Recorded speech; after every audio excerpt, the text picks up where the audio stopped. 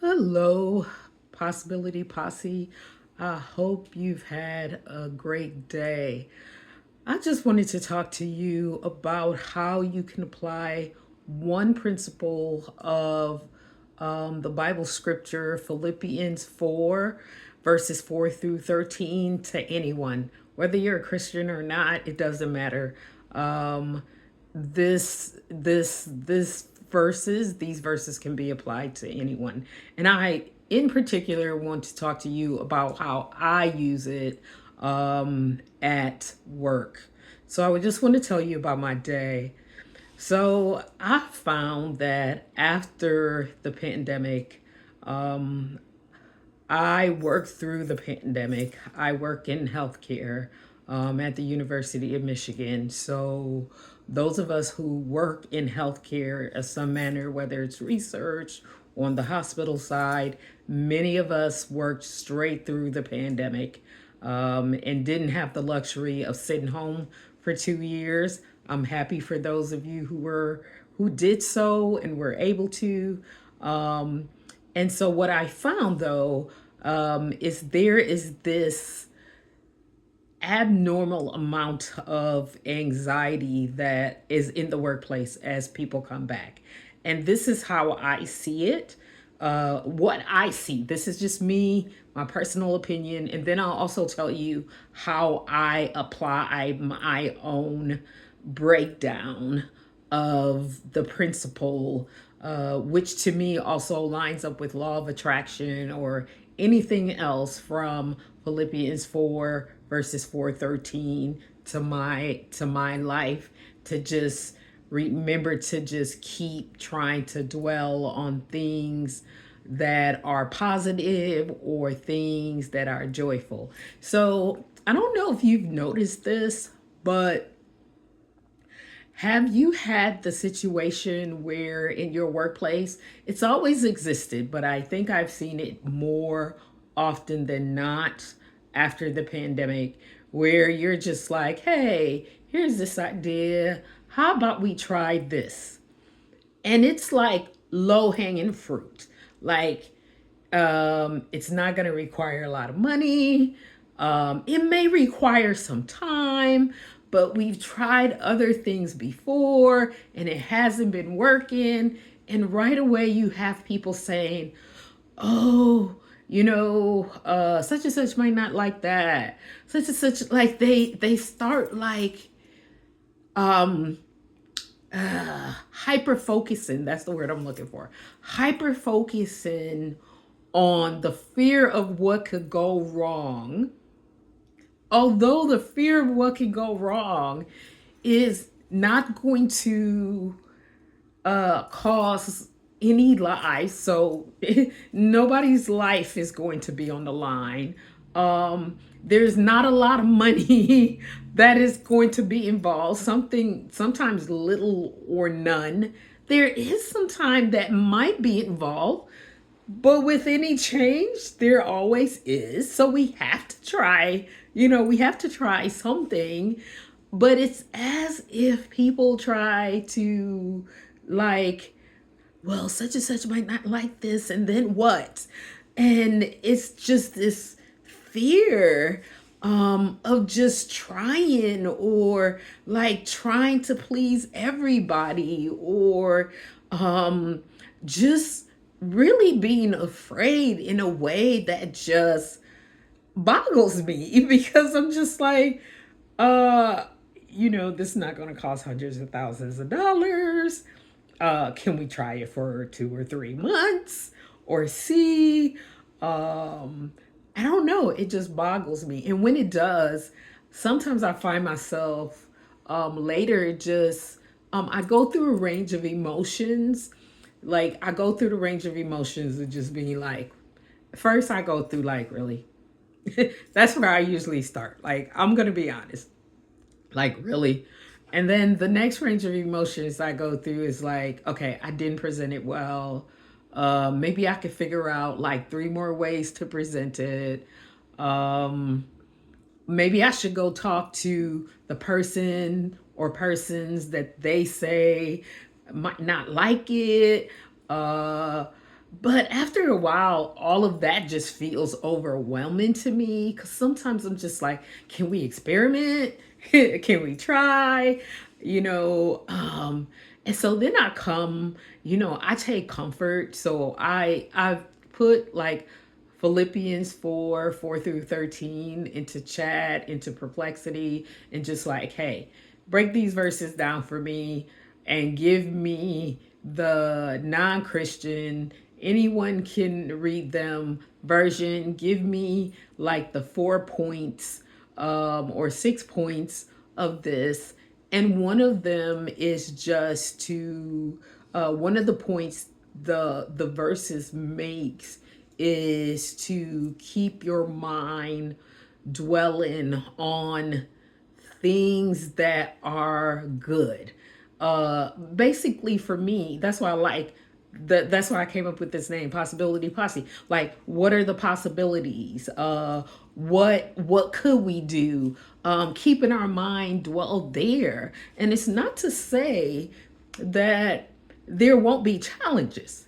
It's to say that even as the challenges come, the same way you came up with the idea is the same way you'll come up with an idea to overcome the challenge, right? It's not to say it's not. And that's why I think that Philippians 4, 4 through 13, stick it in, just stick it in chat, stick it in some AI and just say, hey, take out the religious aspects and just break it down into like 5 points or 3 points or 2 points that I can focus on. And when you disseminate it down, it's just all just saying, like, look, yeah, we can repeat the weather is bad.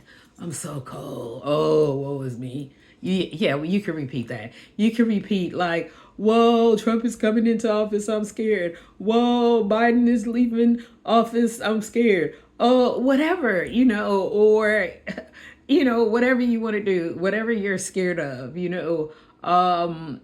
doesn't matter. You can do that. You could be scared, you could be fearful, or you could just be like, look,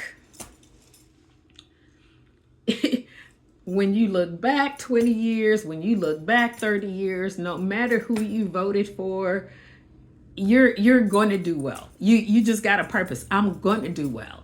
I mainly kept a roof over my head. I ate most of the time. Like, just reframing things, and that's why I like this particular verse out of the Bible. And I've put it in chat and sort of had chat break it down, take the scripture parts out of it and just say, like, give me some, like, here's the core parts of that, because I'm always looking for different ways to keep retraining my mindset and trying to get that ego. Trying to get that ego under control that acts like a brat every day. I don't know about you, but my ego for sure is like a brat that, you've seen those kids, because I had one myself.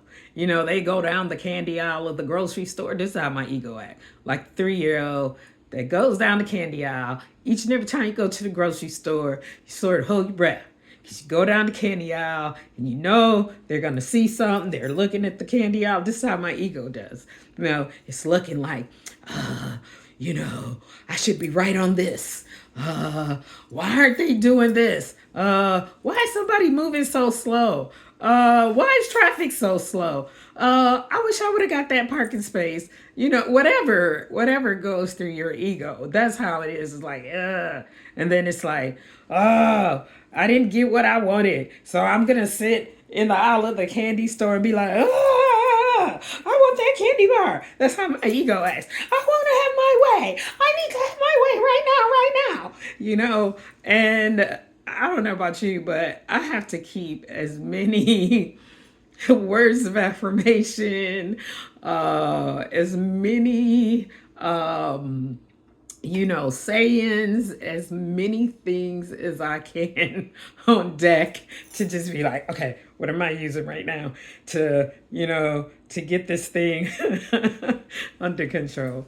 Because, um, we're human, and you have to be able to laugh at yourself and just say, what is this really about? Like how sometimes for those of us who've had toddlers who just acting out, when your ego acts out, you just have to pause yourself and just like do like this third person where you just like leave your body and look at yourself and say, like, I'm just gonna leave you sit there and misbehave. I'm not sure what's going on right now, but I'm just gonna let it run its course and not all be embarrassed. I'll forgive myself for it later. So I just want to encourage you today to just be mindful about what is going on around you, inside of you, in your workplace. Have lots of grace for your coworkers. Um, Sometimes when you present an idea, if you're anything like me and you're driven and you want to see things be better, you want to see things continuously get better. You're not happy with just what we did last year. You want to see things get 5% better, get 10% better, especially when it could save money, it could save time. And right now, for me, to be honest with you, it's all about bringing people together.